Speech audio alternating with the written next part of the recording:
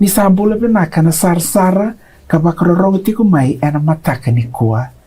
Au bakambula ka bakayandra tiko yani bakambimbi be kemuni na marama tina o ni benga rabitiko ena loma ni nomuni indui mata pupale. Sari binaka na kalo. Se bakarava.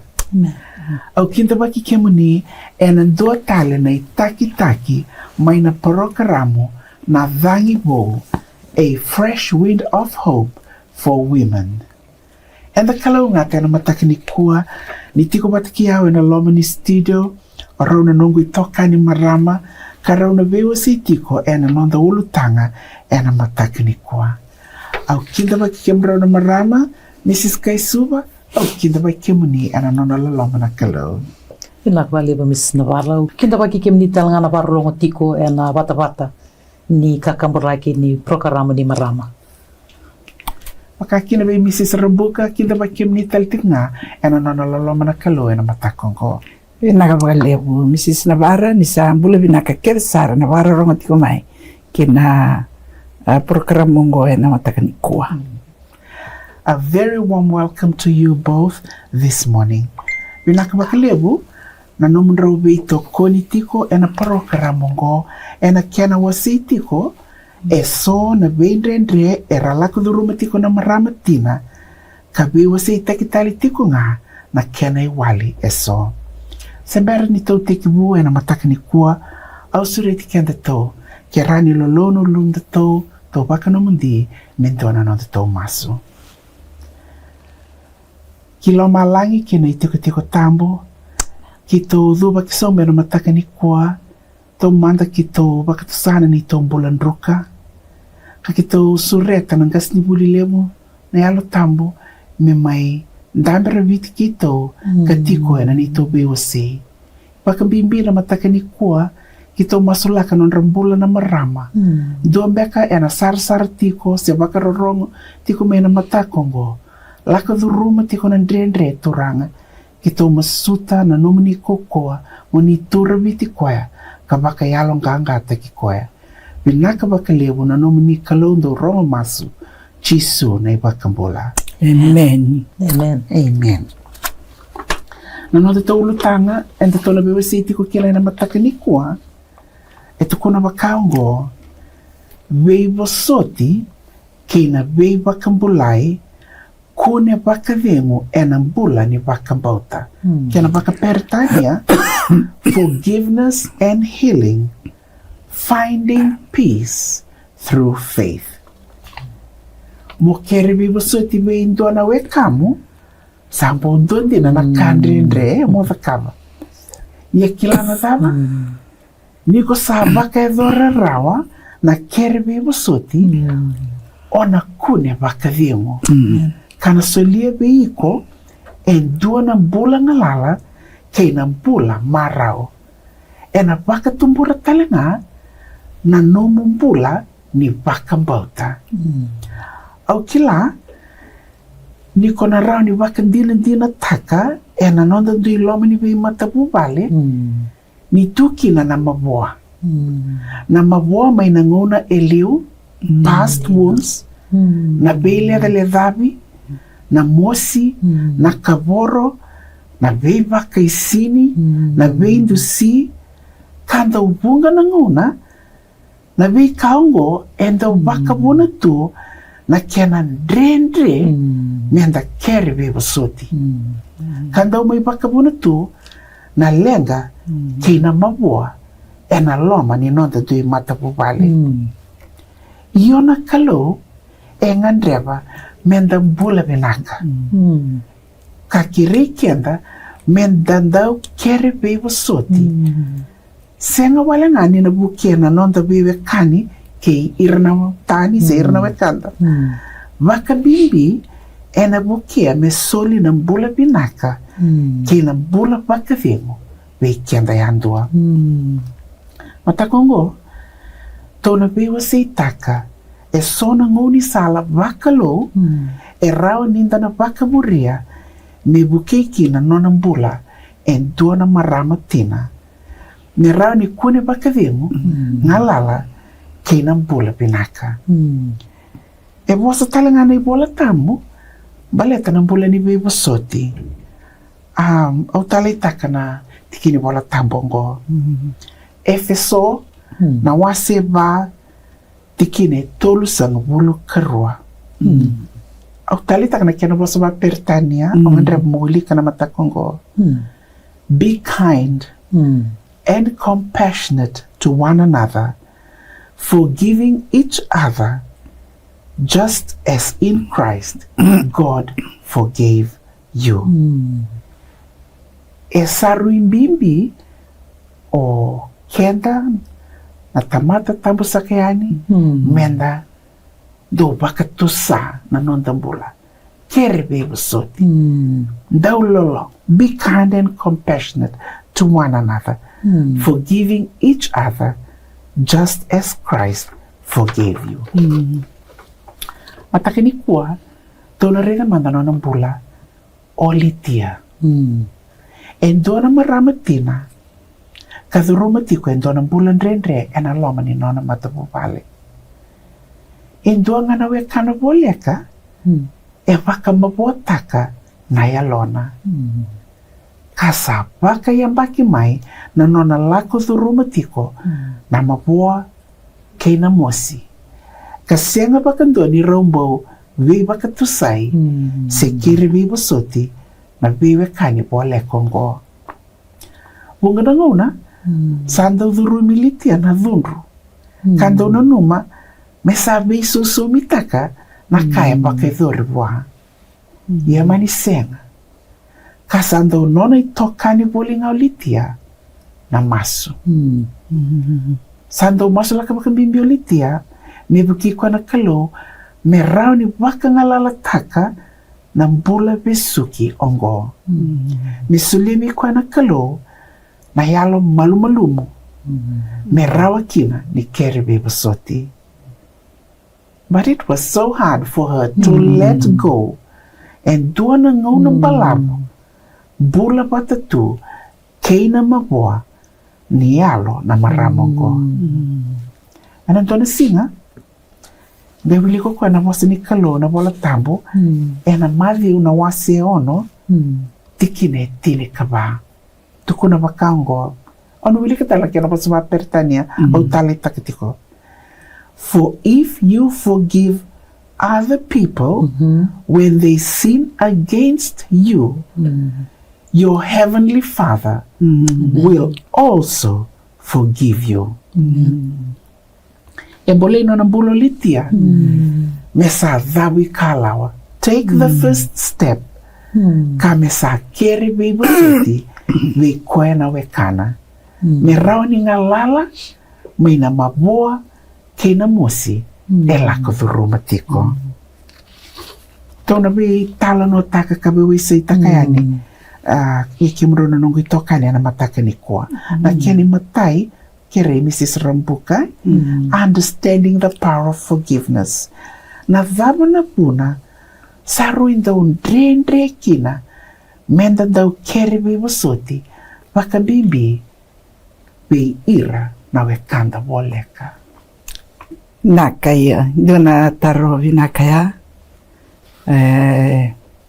Kabibi menda nanumatiko nakaya sa tiko nitiko na kena ulutanga unisada buto titiko misnavar. Waya nitiko na kaukaua ena Veivosoti. Tiko kina na kaukaua lepo.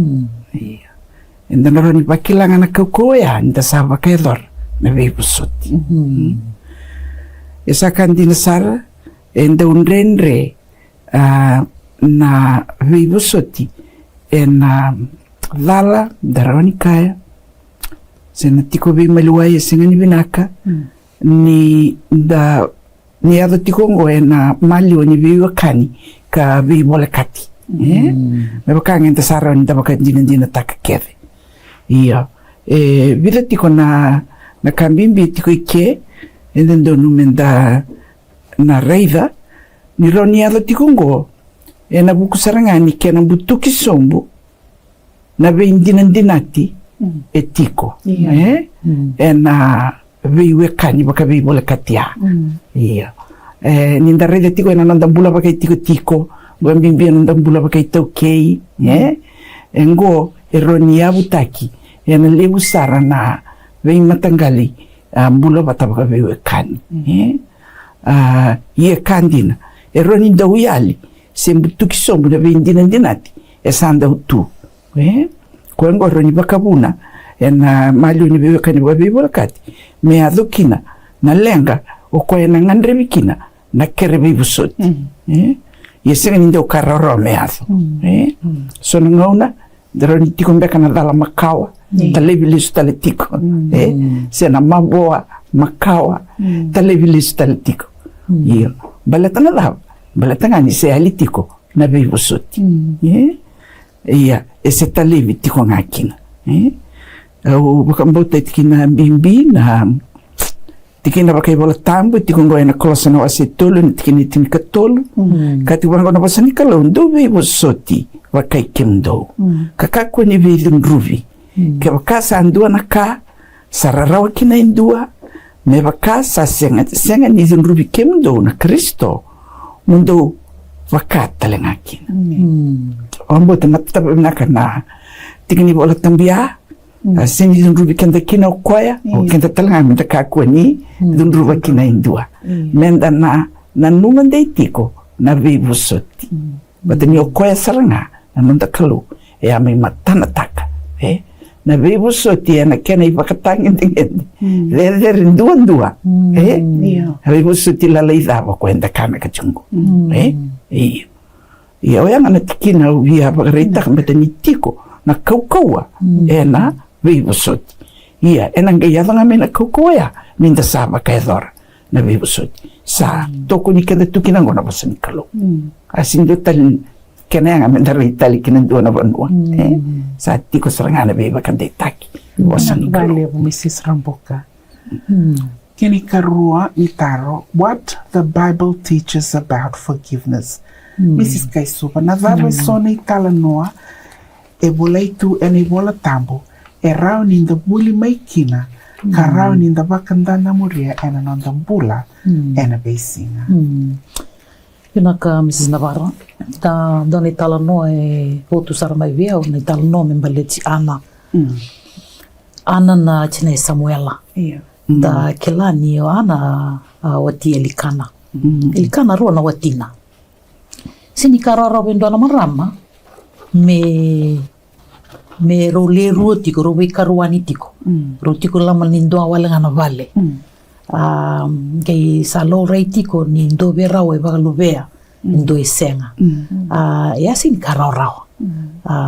Na mosi, na rarao e lako dhuru matu na maramango o Ana, e na nona Bula na veisinga, e wosa taki, e ndendre paki, e kaseti, baleta ni sing ni wakaluvea ni rao tiko. Yando na bakatangi ngende ni mosi ke na rarawa la ko duru matundo na tinani wane o pakasamataka na Bula ni Josefa kerto na tadina na ngona sa le volita ki na Josefa sa le tuma Ijipita ertongai la ko ya ni orto na tuakana erto sa ni kile Josefa your Josefa recognized them and the beauty about it is ni sabilu taki na Josefa Ijipita e senga ni wataru tutu o Josefa na reader to na tuakana na to sa ngoleani me soma na dhaki na dha e tali na wakasama ni ka na Vakacegu na wase liwa sangabulu na tiki ni roa sangabulu ka bango Josefa verto na tuakana o ike mdou do wana numa wakadhabi yao ia sana kita na binaka na kalou me Vakaiadora na Veivakabulai ni tamata e lewe bunga me waka e ndaindai. Amen. Ko Vakabauta Mrs. Navarra ki ndona ka e kota mai na Bula ki na nona Bula na ndona tamata tambu sakahani o ya na Bula ni Veivosoti. Na Bula ni Widhingomi. Na Bula ni Loloma. Loloma e senga ni waka yala yala. Tali tiu kikina na wakasama ni nona Bula na tamata ni kalo Josefa. Ngai tiko tali no tusi ni talo noa. Ni talo ni chisu. Ena ko bela tai. Talo no wadir Loloma. Ni ndana numa na nona. Sa tu chisu na ko bela tai o ya. Sanga ina na tangi o koe wana tamana me wakaungo. Luki na wasi rosa mukatolo na tikini tolu sungul kaba. Di tukono koe sanga kai ko chisu. Ita mango. Ka kua ni dunruwi ira. Nira sa sanga nikila. Naka era sa kitaka. Do tala bata hindi ni Veivosoti ya Mrs. Navarra. Meron ni tukono chisu. Veivosoti ira. Baleta na vei raravu ini vinaka kei na va, Mrs. Navarra, e awa tuna nonda Bula e na vei singa, ke de sala, the great controversy. And na sanga wakandoni wele na te woro. E ta talei, ni tuna vei tala noa ni wola tambu, e wukei kenda, e wakana numi kenda, kendo na tiki ni Bula, menda waka rangi taki kenda kina, na marama, na nana, ni warongo tiko ni kua, o ea na ya Bula ni Veivosota. Bula ni Veivosoti. Baleta na Veivosoti na loloma. Au tali taka kina na itala noa i vida ya Mrs. Navarra. Kei kenda. Kendo na kamenda wakarang te kenda kena na marama. Sini kararon jina. Wakakachuk Mrs. Rambuka. Sini kararon na Veivosoti. Na withi gomi kanjina. Nisa tuna mosi makawa. Ngai basi ka vaki chuk ngamena wingo na keve. Ya sa toro nga na kuko ni kalo. Nakvaleu, Mrs. Kaisuva.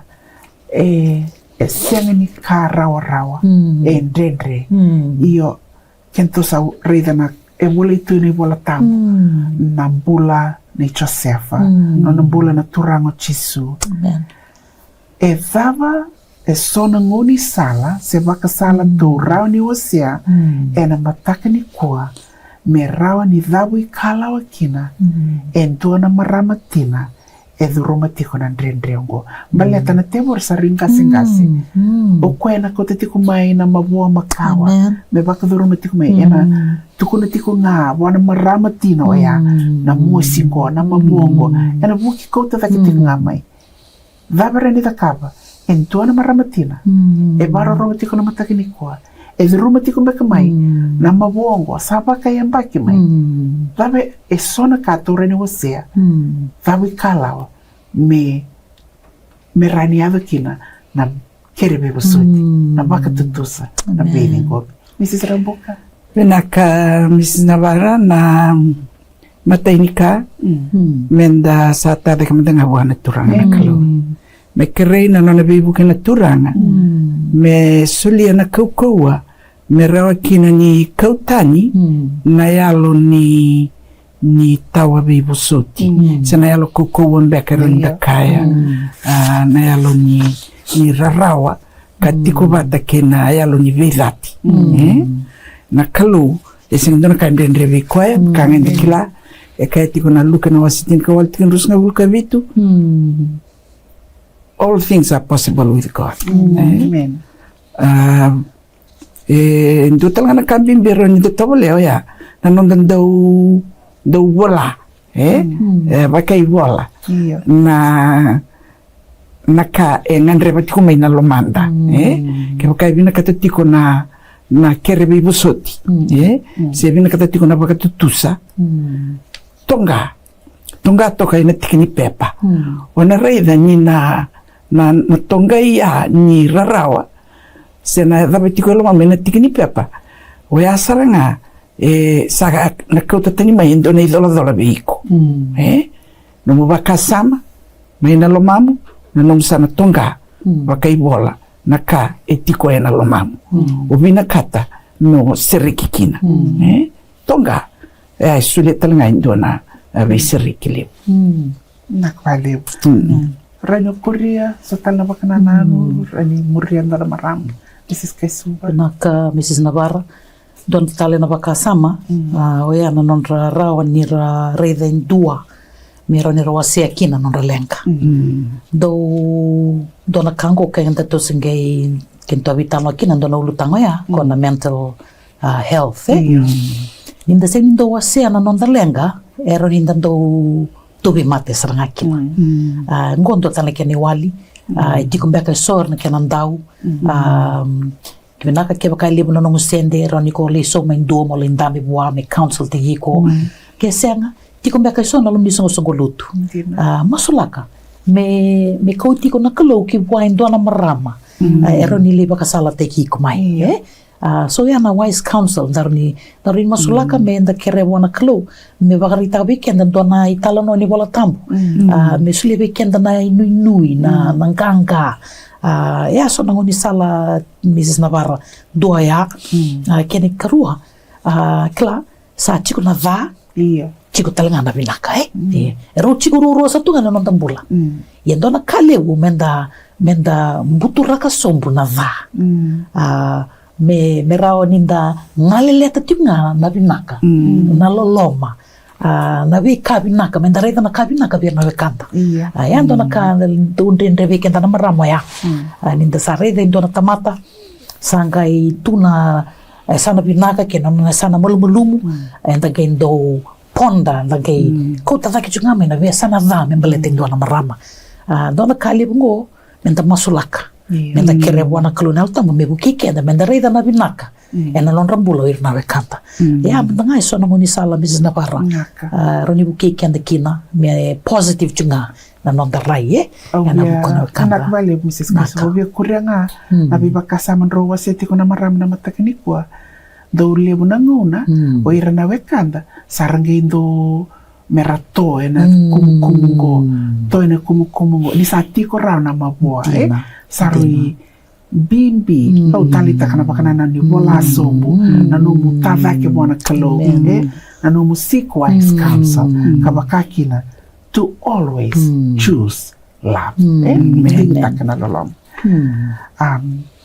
na kabanga ni taro na matakini kwa na role of prayer in emotional healing olitia kona maramato vital no tikumai eta takatikumai kwa sa dhuru matumai na mabongo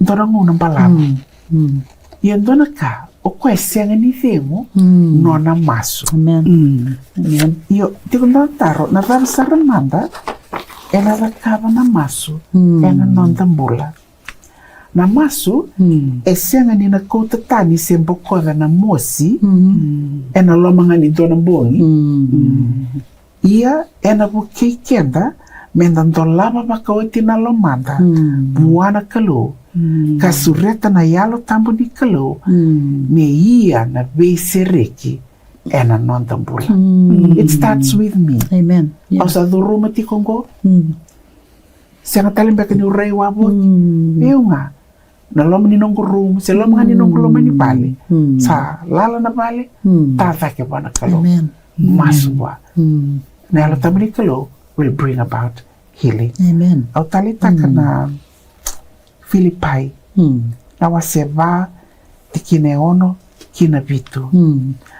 Tukuna bakango do ka kuasara ni loma oda ia ena kake denga me bakatakilai buana kalo na nomundo kere ena masu kina ndau viki kina baka binaka tikine vitu ia na pakavengu ni kalo sa wosi via na kake venga e kilei rawa e na baka taunde taka na ya lo mundo ke na lo mamundo e na buku i karisito menda dau maso e na visinga e da maso mbaleta ninda kere na kaua me dolati rao kina na nonde i tavi ka kere talanga na pakavengu e na Bula ni venga rabi e na loma ni mata vale do talanga na kena bakana nano niko sa kere Veivosoti forgiveness does not mean forgetting niko sa ngule vaba niko sa bakatutusa siya sa kere Veivosoti elebuna nguna enda una numi niko tamata malumumu reini tamata kasianga niko bakatule wabinaka ena kao da kava ia sarangar na matai ni dhabu kalawa o sa vakayadora me kuta mai na Bula veiko kauta mai na marau kauta mai na ngalala keina beisereki ena nomu Bula go o sa vakayadora na nomu itavi iko sa leba buana kalo melewa na kalima ni taro Mrs. Kaisupa moving forward. Iko sa vakatutusa, iko sa kere Veivosoti talenga. Ona baka binakataka bakadaba. Na nomundra ubewe kani. Kena we kamu. Mesa andua na teki bobo. Naka sa tikombeka na maboa. O sa masulaka. O sa bulida na bosi ni kalou. Iko sa ngandrea pa sa wakila ni sa bosi bek na latambo me sa visau na Bula me sa andua na dhawe kalau wo. Me sa andua na Mrs. Kaisu wo. Ndona kanji na mbole li weekend ya. Menda rauni menda vina kata, menda vinaka, menda visau. Pita na waka sama wase chikuna nonda ulutanga ni buli ni kuwa. Matai, having healthy boundaries, understanding that forgiveness doesn't mean staying in toxic situations. Ndona kalebu ninda menda kila amanda na imbale njina ni Veivosoti. Na Veivosoti ken balbale isini ken balbale niko sa mo sa bosota no kamu mo tiko nga ne tuwa kini Bula nga ya no sa rote ko itinga na balbale niko sa bosota indua iko sa dingomi koya iko sa lomani koya iko sa ngule vava na kaida kaba iko sa kakaba kikina we kabi na ka 1 milyon ken balbale no mo right talanga na buko na we kamu na bisau na no mo wana na no membale ti koya sa Bula maka sa oji endondo no me oti and we buki ni kalone alo tampo yes, so there should be healthy boundaries ken ikarua menda wembole taka se menda Veivakabulai taki en Bula ni ndo wasota. Bala ta senga dina ni karara we ken marama. Ke ndua ndo tarai bakalibu no Bula en tiki ni bolongo ni Veivosoti se na Bula ndre na rarawa o kenda sanga na marama. We are the ones who are actually the targets or the victims of unforgiveness. Ngo bala ni o sini kilambe tambe kaninda marama so be kana kanda la ko duruma tu so enda tangerao so enda sini tangerao so how can we menda wimboleta ka menda Veivakabulai ena Bula ni ndo wasota mani bola tambu na kara da kaba o ira ne bola tambu mera bukei na buku ni Bula ni Veivosoti ni withi gomi ya tale so na kanda roni da kaba bako sivi be kenda na samatua menda do wakasala takira na ngone wakasala takira wakawati ngone kosa na ngoni sala era ni nda bukei talanga kina nda buku ni ndo ne dhawe kala wo nda sabi na kata menda kakawa kina ndo na Bula wo kene o tutimbe nga Mrs. Navarra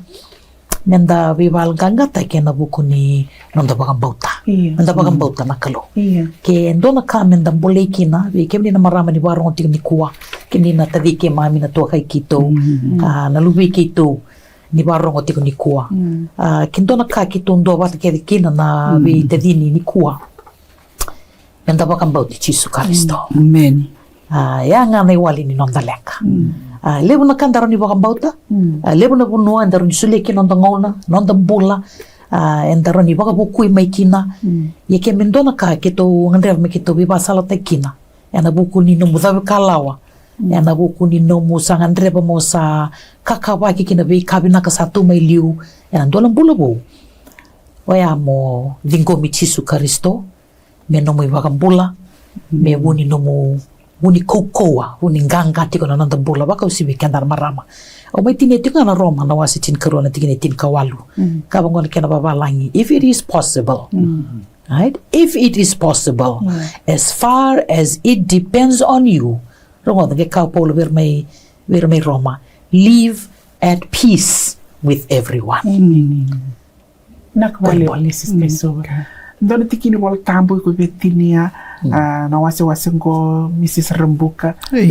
kianda to na matakini kwa nakabalebu ndonga na tikina etikungo na aisia na wase basa bulkan do tikine tini renda bakande taki ka bakalunga ngate kitalanga kina katiko kwa weekenda ndo ka kweni rere ni satiko batake kimdo se ka kweni rere ni satiko batake iko ka kweni ko tangaya ni sa no mukalo kauna vakau atakiko, iyo kauna vukeiko, iyo kauna toko niko, ena lingango I matau sanda undinga.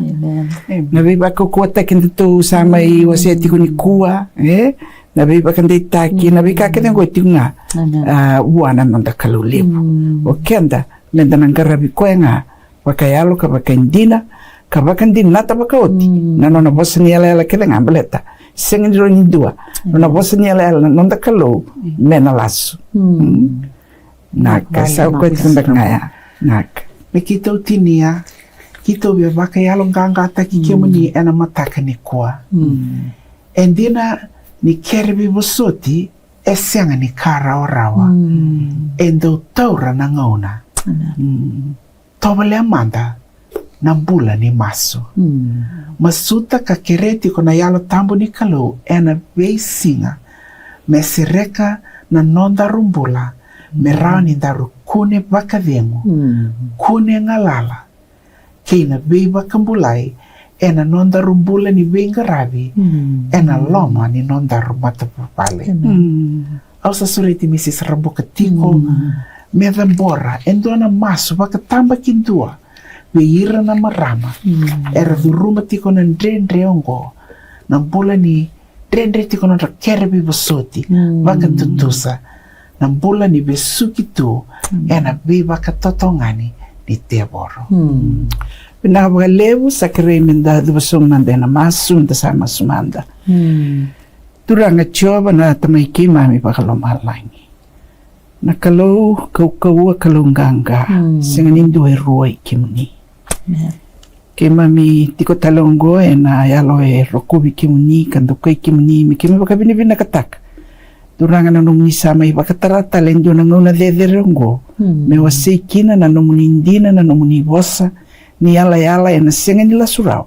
Membaleta na vei ndrendre kima mila kuduruma tu se kima misotaba tu. Enam Bula kima Bula tikinongo turang. Kavende indai sa tatau na kitiko viki mni salaveti ko inon Bula keresar. Na marama turang. Era tiko era la kuduruma tiko na ngauna ndrendre ni rambolei tiko na non Bula. Ena vimbolei ni Veivosoti. Kawaka lati tiko mbeka na mbuto-mbutoni burongo turanga ena nonra serelaka na nonra Bula vesuki mera Veivosoti waka wasiveira turanga era vole kati hirsar wakandra wakamata vale waka dhaka mbeka turanga sena veiwa kanyi dhawa vole kati endrendre tiko kina na Veivosoti sakere tiko turanga na nomuni veiso tavi kanalinga na nomuni bosa ai saya na wase limsa vulkadiwa tikina indua sa sengen leka na linga muni turang muni yakin Veivakabulai vinaka bakalevu turang na nomuni kau na tarana non Bula oira kedanga na maramongo mera sereki me nei vesu era sabe sukikina kame bakandeta ki non Vakabauta kimni ni satu ve kimni nei wali ni lenga kedanga turang Vinaka bakaliutal nani mami kalau na nom nisa rongo na masungo kunisa na bakadora na lo mamuni der sabsaba indun na kalau kito sa masutiko ka kere sengene datan na damni ngaturanga chisu nani mami soro kay Bula. Amen. Nakabali bu Mrs. Ramboka na masurong pinaka. Oya. Oh, baka binakabali, bikim raw na marama, anong raw may bito ko ni tiko, ena kena Veivosoti, kabi baka rarama tiko, beira na marama, ena mataka ni ko. Bikim ni, nasarsara, kabaka rorong tiko may, kyo nga dreba, muni masulaki, sendua na nomuni baka tataro, gay gilita may na namba, 823.